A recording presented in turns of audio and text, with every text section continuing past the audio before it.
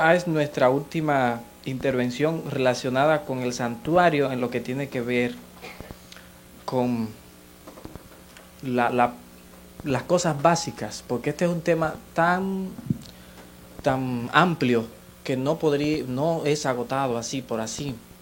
Revela todo el plan de salvación hasta la erradicación final del pecado después del milenio, o sea que hay mucho que decir del santuario. Por lo tanto, apenas hemos hecho una introducción en estas 3 partes que hemos presentado hoy, terminamos con esa introducción. Luego pues pasaremos a Daniel en otros temas futuros para que comprendamos algunas profecías previas de Daniel a las profecías de los 2300 días, que es muy importante comprenderla porque es la base fundamental del ministerio de Cristo que ahora realiza, y es también nuestra principal doctrina, el santuario, y es muy bonita. La iglesia nuestra no se inventó eso para salir de apuros con lo sucedido en 1844. Así lo creía hasta que me puse a investigar y me doy cuenta que no es así, y creo que ustedes al salir de aquí esta mañana se van a dar cuenta que esto del santuario, que es único de nuestra iglesia, no es una tontería, tiene demasiadas bases bíblicas, demasiadas evidencias a favor para decir lo contrario. Invitemos a nuestro Padre Celestial a que nos acompañe. Oremos. Gracias te damos, oh Dios, por esta nueva oportunidad que nos concede. No somos dignos de estar ante tu presencia y de exponer tu palabra. Lo hacemos en base a los méritos de Jesús. Que tu Santo Espíritu, el Maestro de Maestros, venga a nosotros. Él nos conduzca a la verdad, nos abra la mente para comprenderla y también para poner en práctica estos conocimientos. Por Jesús lo pedimos. Amén.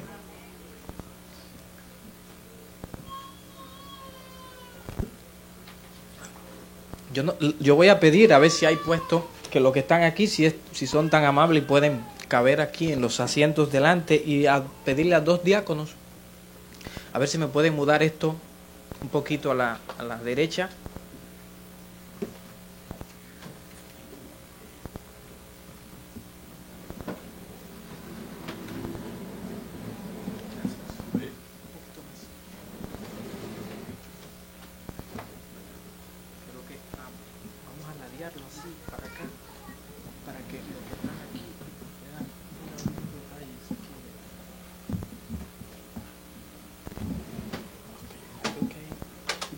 ¿Pueden ver ahí?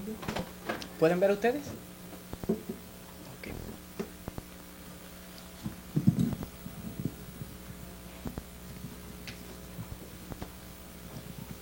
Empezamos la primera vez señalando que cuando el pueblo de Israel estaba en el desierto, Dios le dijo a Moisés que construyeran un lugar donde él pudiera estar. Éxodo 25:8. Era como una especie de templo. Cada quien tiene su lugar, un rey tiene su palacio, un presidente tiene su casa. Dios también quería tener un lugar que no fuera escogido para nada más, sino que fuera escogido para que fuera un lugar donde la persona fuera a orar, a encontrarse con él, a adorar. Era una especie de templo, de iglesia, como nosotros le llamamos hoy en día. Tenía bastantes diferencias. Ese lugar se llamaría el santuario. Éxodo 25:8 dice: háganme un santuario y yo habitaré en medio de ustedes. Y es maravilloso ver cómo Dios quiere acercarse al ser humano. Al mismo tiempo el ser humano se acercaría a Dios. Debe ser algo mutuo, correspondiente. Dios tiene un deseo, un intenso fervor, ansias de poder estar cerca de nosotros, de habitar no solamente en la casa, su casa de oración, la iglesia, sino también de hacerlo en nuestras casas. Dios tiene deseo de habitar en nuestros corazones. Siempre lo ha tenido porque nos ama. Entonces, el mensaje del santuario, su principal propósito fue ser morada de la presencia de Dios, entre comillas. Recuerden lo que dice Salomón: si los cielos de los cielos de los cielos no lo pueden contener, ¿morará Él en un templo? Sí, Dios es versátil. Así como es tan poderoso, tan inmenso que no lo podemos comprender, también es capaz de venir y morar con nosotros. No importa que seamos pobres, negros, blancos, como sean. la importancia de este tema está que presenta todo el plan de salvación. Presenta a Cristo como todo, como nuestra ofrenda, como nuestro sacrificio, como nuestro sustituto. El santuario presenta a Cristo como nuestro pan, como nuestra luz, como nuestra intercesión hacia Dios, como nuestra oración. Presenta a Cristo como nuestra justicia. Presenta a Cristo como nuestro Salvador, porque Cristo está presente en todas las cosas del santuario.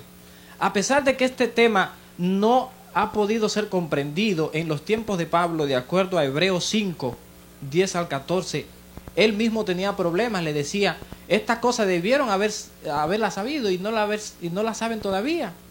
Dice Pablo, debiendo ya de ser adultos, necesitáis todavía el alimento de la leche, que es para niños.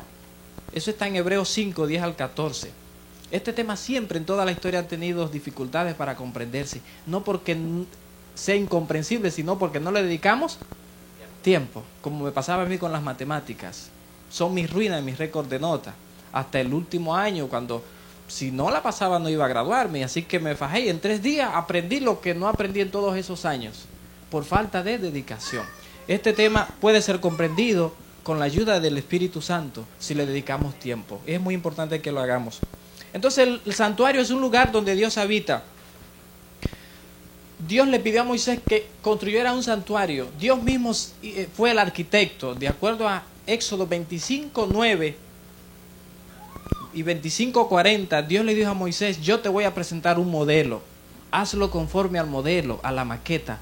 Los arquitectos, los ingenieros, cuando van a construir algo, primero le presentan al dueño, al que se lo licitó la obra, como una especie de maqueta donde le dicen, mira, ¿quiere usted esto? Dice, sí, eso es lo que yo quiero. Así que Dios le presentó a Moisés esto, de acuerdo a Éxodo 25, 40. Pablo señala en Hebreos 8, 1 y el versículo 2, que ese modelo que Moisés vio fue el santuario celestial. De acuerdo a Pablo hay un santuario en el cielo. Más adelante vamos a tratar algo de esto. Hebreos capítulo 8, verso 1, 2 y 5. ¿En qué consistía el santuario entonces? Vamos a ver.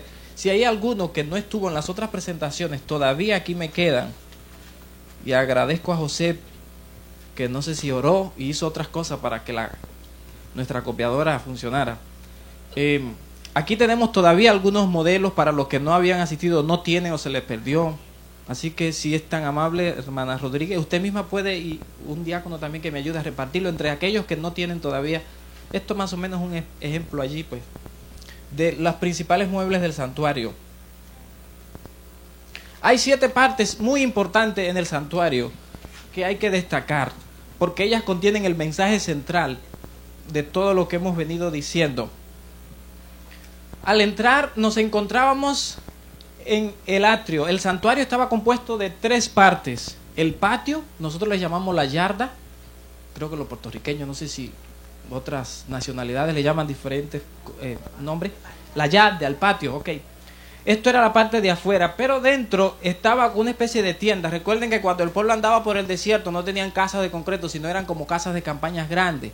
Entonces la tienda del tabernáculo era esto que estaba dentro del patio, y estaba dividida en 2, lugar santo y lugar santísimo. Había un lugar que era más santo que otro.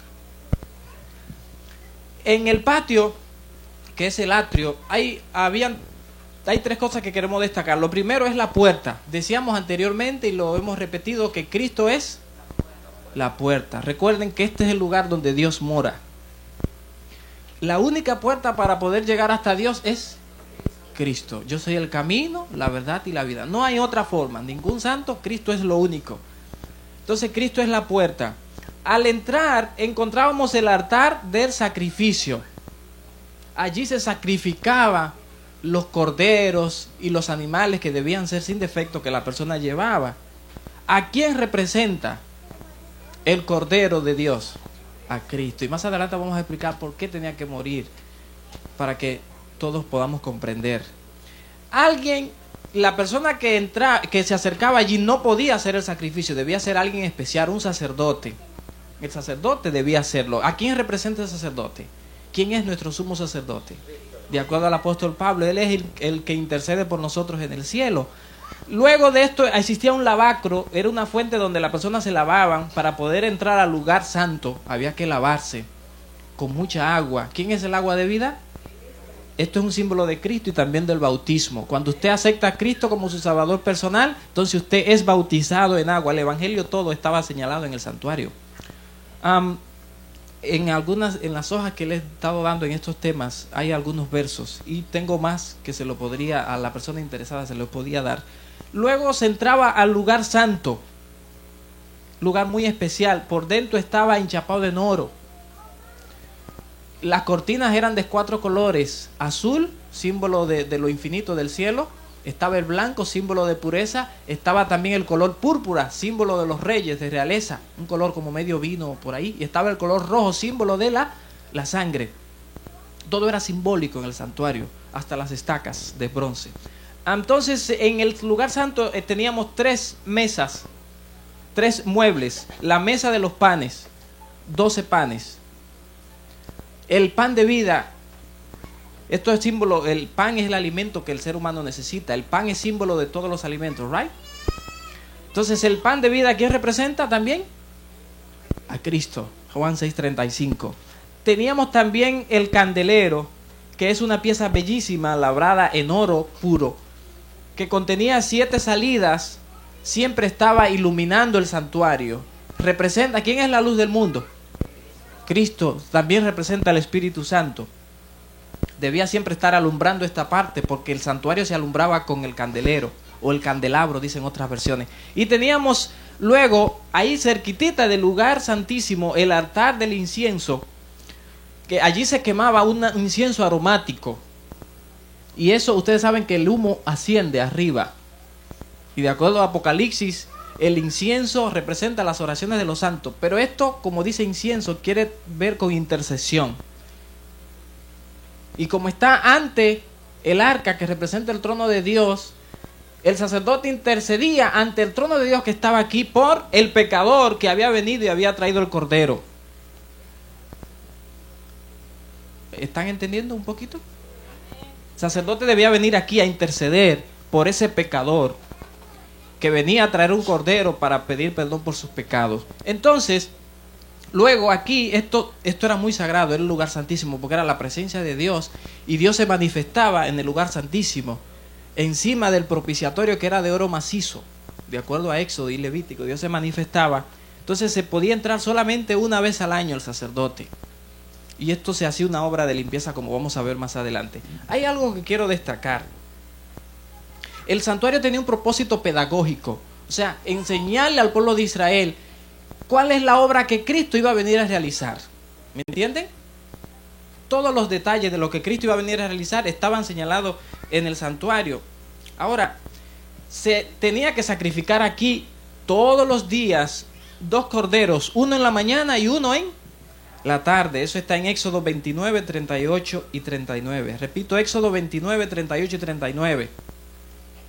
Y algunos se preguntarán, como yo me preguntaba antes, ¿por qué había que sacrificar un corderito, un inocente corderito, todos los días? Y la respuesta está aquí. Génesis 2:17 dice que el día que el hombre pecara, ese día iba a morir. Romanos 3:23 dice: por cuanto todos, no ni uno ni los otros, sino todos, no solamente el presidente de Yugoslavia, ni el de aquí con las bombas, todos hemos pecado, están destituidos de la gloria de... Romanos 6:23 dice que la paga del pecado es la muerte. Entonces, ¿por qué tenía la persona que venir y por qué tenía que haber muerte en un lugar donde Dios está? Si Dios es ajeno a esto. La palabra de Dios es una autoridad. Lo que Dios dice se cumple. La ley de Dios es inmutable. La persona que pecaba debía morir y Dios no puede cambiar. Es como cuando un padre tiene reglas fuertes. Sí, no puede estar así. Si, bueno, hijo, si desobedece aquí, te va a pasar esto. Pero si él desobedece y el padre no cumple su palabra, entonces la autoridad del padre se cae. Dios no se equivoca, y cuando Dios dice una cosa se cumple. Dios había dicho: el día que peque morirás. Entonces, como el hombre ha pecado y el pecado ha hecho separación, Isaías 59:2, entre el hombre y Dios, la persona no puede venir ante la presencia de Dios así por así. Necesita ser justa. Porque la ley demanda justicia o la muerte del que ha cometido violación a la ley. La justicia es así, la justicia demanda que la persona sea hallada inocente o culpable y todo el peso de la ley le cae. Como todos nosotros hemos pecado y necesitamos la muerte, Dios ha provisto un sustituto y gloria a Dios por ello. Le dijo al pueblo de Israel, cuando alguno de ustedes hubiera pecado, vayan, llévenme un cordero. Un cordero no podía tener defecto, debía ser un cordero bien bonito, sin ningún defecto. ¿A quién representaría el cordero? A nuestro Señor Jesucristo. El fuego de la presencia divina y de la justicia divina, como dice Pablo en Hebreos 12, 29, consumía el holocausto, o sea, la ofrenda que uno llevaba. Qué bueno es saber que cuando yo iba al templo, en vez de ser yo el que moría, era el cordero. O sea, mis pecados eran transferidos al corderito, simbólicamente, a ese corderito inocente, simbólicamente.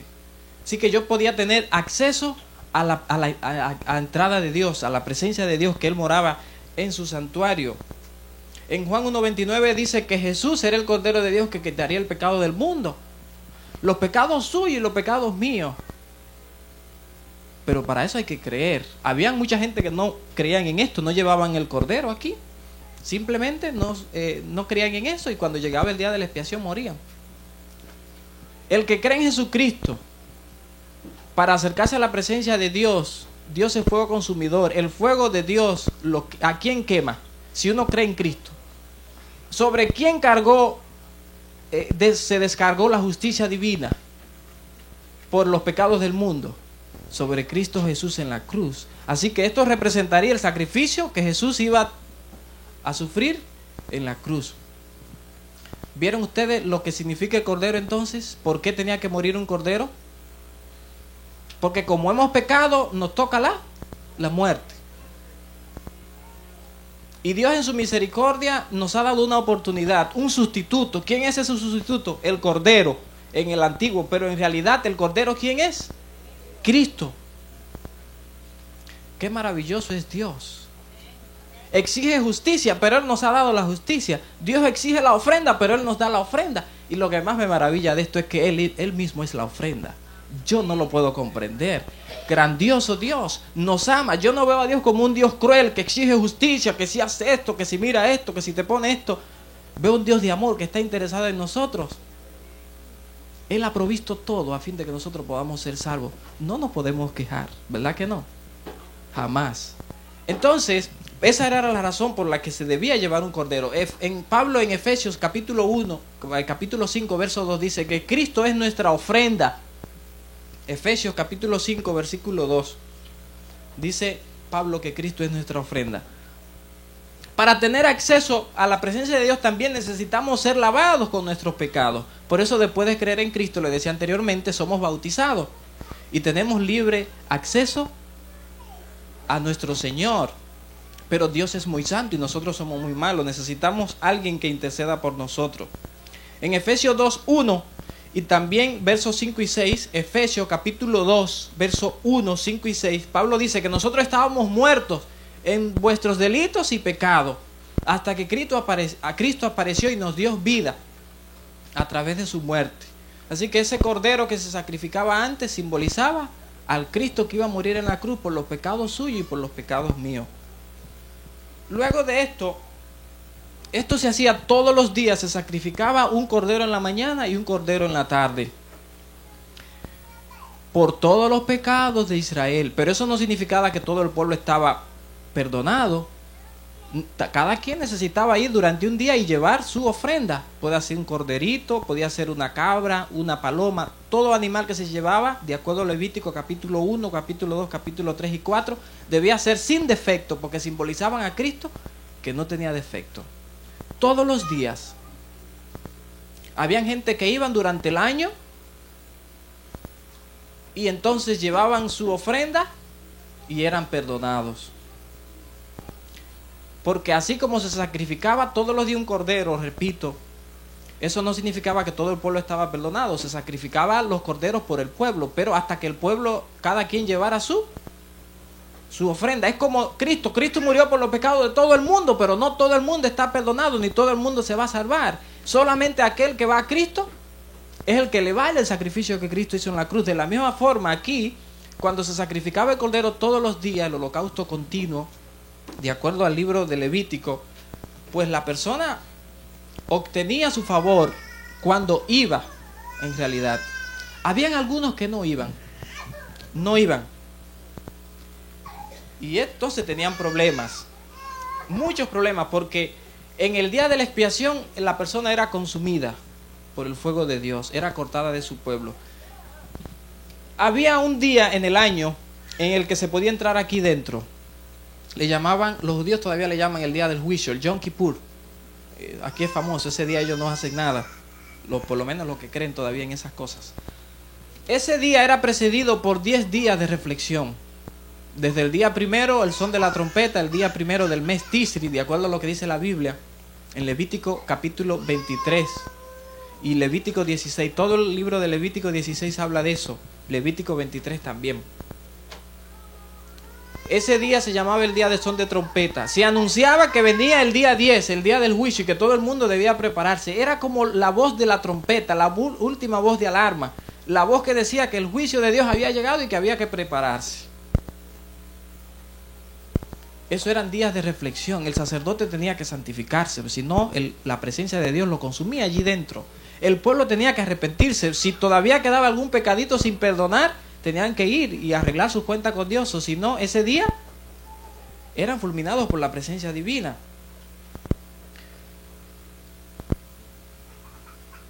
Y esto también tenía un significado para este tiempo. Pero había algo allí que se hacía, que yo quiero que lo tratemos ahora. Además del sacrificio continuo que se hacía siempre,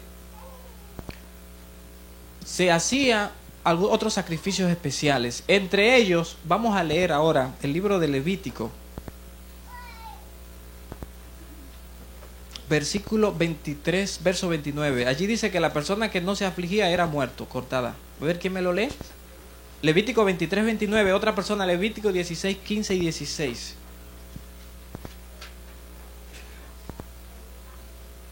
Levítico 23, 29. ¿Lo tiene alguien?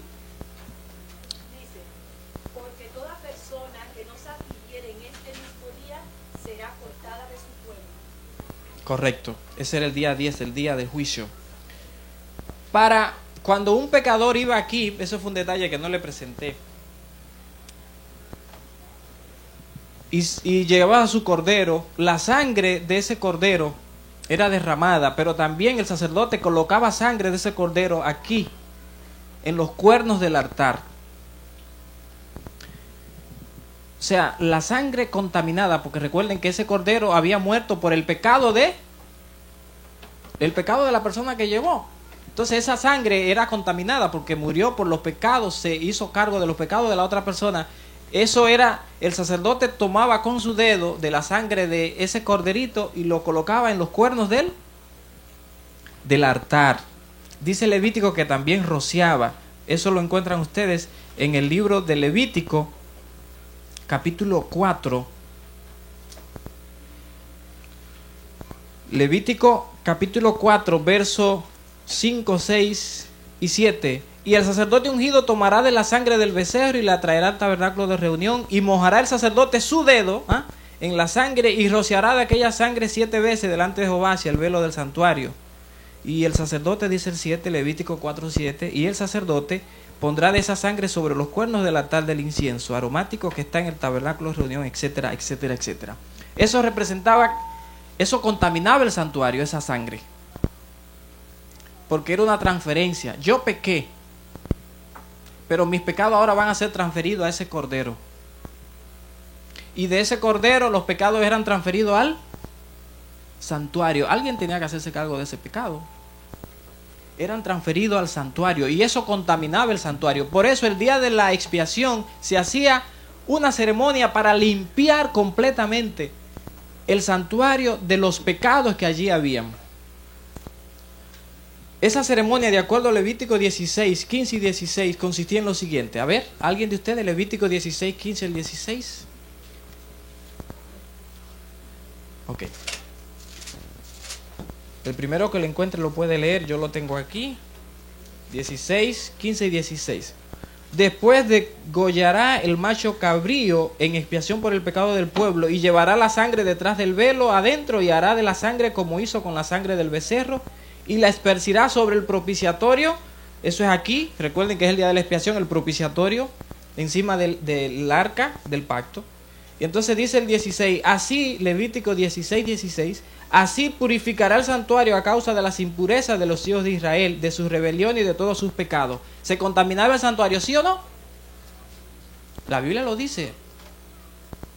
¿Qué tiene esto que ver conmigo?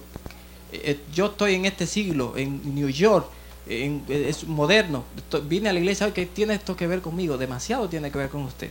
Lo verá en los próximos minutos. Entonces, el santuario era contaminado, necesitaba ser purificado. Por eso ese día se purificaba el santuario.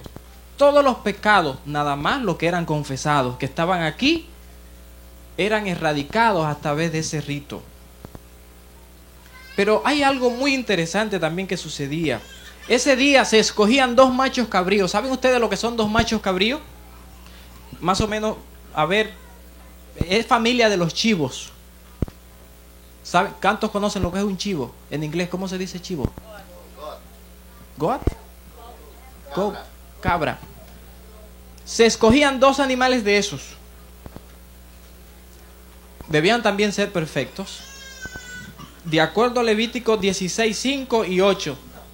Se escogían 2 animales y se echaba suerte. Uno era elegido para Jehová. Vamos a poner aquí Cristo, que es más corto. Y otro era elegido para Azazel. Azazel, con Z. Levítico capítulo 16, versículos 5 y 8. ¿Qué se hacía con esos 2 animales? Uno representaba, era para Jehová, se sacrificaba, el otro no. Vamos a ver, ¿qué dice el verso 9?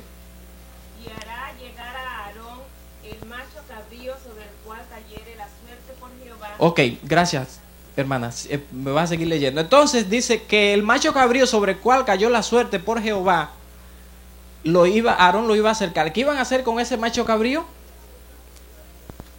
El 9, dice que ofrecerálo en expiación. En expiación. Y el versículo 10, Levítico 16, 10. Mas el macho cabrío sobre el cual cayere la suerte por Azazel, lo presentará vivo delante de Jehová para hacer la reconciliación sobre él y para enviarlo a Azazel al desierto. Muchas gracias. Entonces el macho cabrío que caía la suerte era, ellos cogían 2 machos cabríos perfectos y como ponían las manos, en aquellos tiempos es como ahora que se dice, bueno, vamos a elegir cuál tú eliges, a veces lanzan una monedita. En aquellos tiempos oraban y Dios respondía por el tumín o por el urín.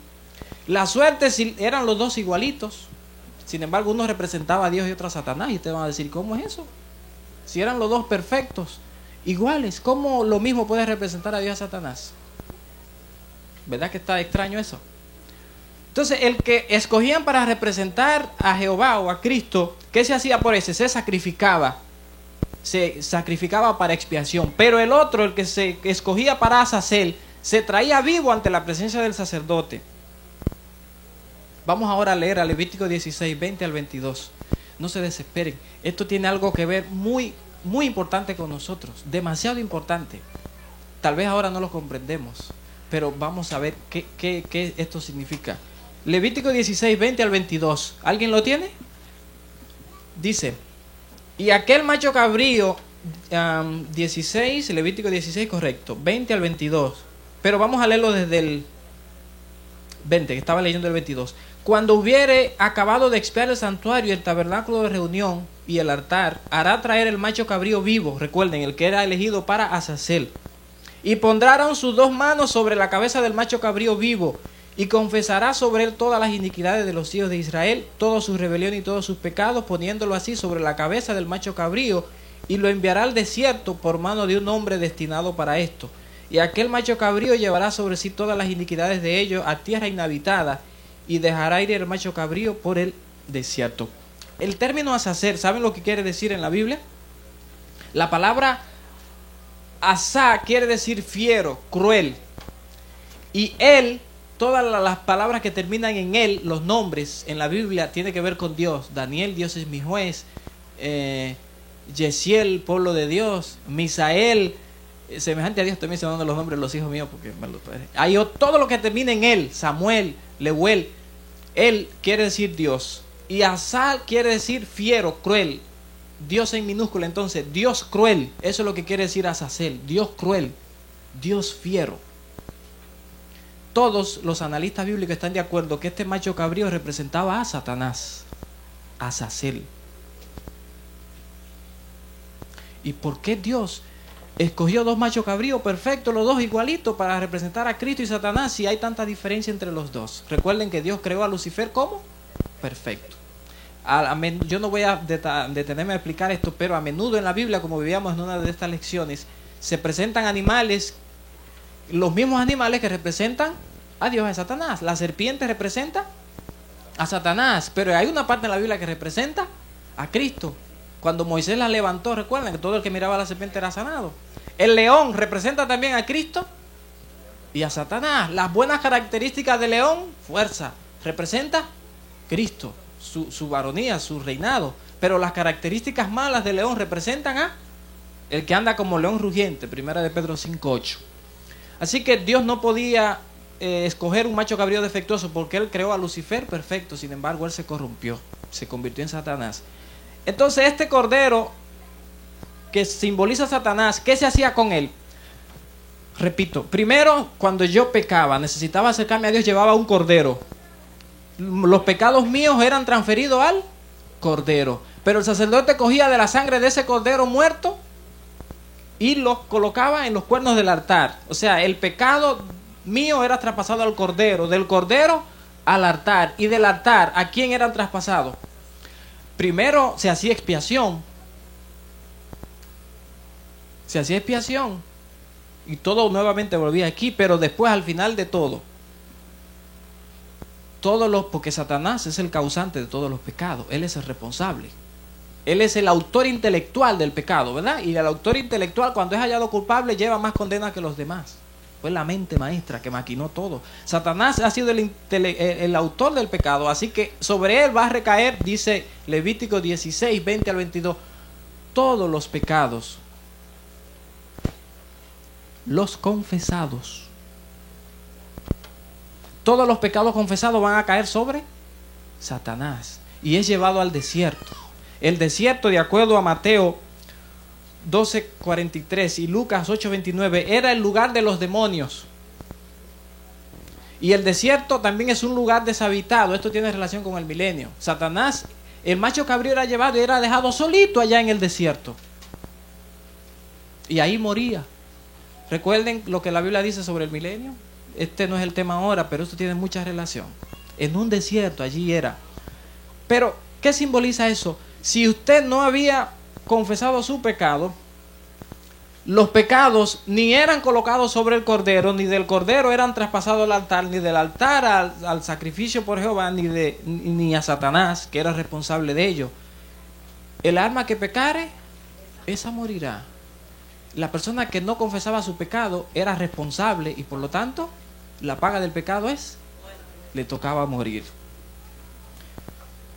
Por lo tanto, es muy importante que nosotros tomemos en cuenta esto. Siendo que el santuario simboliza la obra que Cristo realiza en el santuario celestial en estos instantes, es importante que nosotros tengamos en cuenta lo siguiente. El cordero representa a Cristo, ya fue sacrificado y de acuerdo a la profecía de Daniel, que ya eso será tema de otro estudio, ocurrió en el año 31 de nuestra era, Cristo fue sacrificado. Ese sacrificio de Cristo vale por todos los tiempos.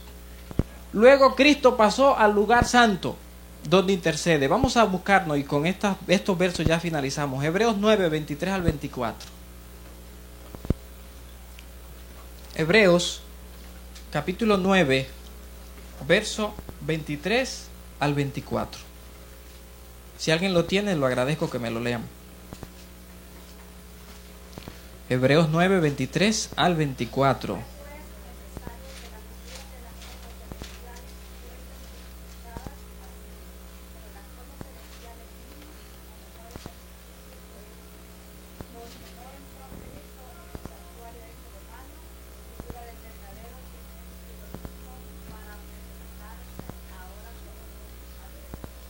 Pablo entonces está de acuerdo que fue pues necesario que las figuras, lo que es una ilustración, lo que es un símbolo de las cosas del cielo, se purificaran aquí. Claro, todo lo humano es imperfecto y por lo tanto la purificación de eso es imperfecto. Pero lo que Pablo dice allí es que hay un santuario en el cielo. Y que lo mismo que ocurría aquí en el sentido espiritual también ocurre en el cielo. Y que así cuando yo peco y como he pecado yo me merezco la muerte. El mensaje que Pablo quiere decir, y en Hebreos 8, 1 y 2 también, es que si ahora yo peco, yo puedo tener acceso a Dios, pero ¿a través de quién? Cristo debe ser el cordero, Cristo debe ser la ofrenda que yo lleve a Dios. Cuando nosotros venimos a la iglesia y oramos, ¿en nombre de quién lo hacemos? Si cantamos, si le pedimos algo, tiene que ser en nombre de Cristo, porque Él es nuestro todo y por Él tenemos acceso ante Dios. En Hebreos 8, 1 y 2 dice Pablo que Cristo es el sacerdote del santuario celestial. Hebreos capítulo 9, versículos 11 y 12 también señala el apóstol Pablo que Cristo intercede en el más perfecto santuario, no hecho de esta creación, sino hecho por Dios. O sea, la idea de que existe un santuario en el cielo abunda en la Biblia. En Apocalipsis aparece más de 54 veces, directa o indirectamente, referencia al templo de Dios. En todo el libro, empezando desde el capítulo 1, donde aparece Cristo vestido y andando entre los 7 candeleros, y vestido de sacerdote, hasta el final de Apocalipsis, porque esto del santuario existirá hasta que finalmente, después de los 1000 años, el pecado sea erradicado. El mensaje de esto, de acuerdo a Apocalipsis 8:14, es que hasta 2300 días el santuario será purificado. No había santuario terrenal. La profecía se tenía que referir entonces al santuario celestial. La orden para contar estos días, que son equivalentes a años, que eso tendrá que ser asunto de luego en Daniel, es día por año, 2300 años, a partir del año 457,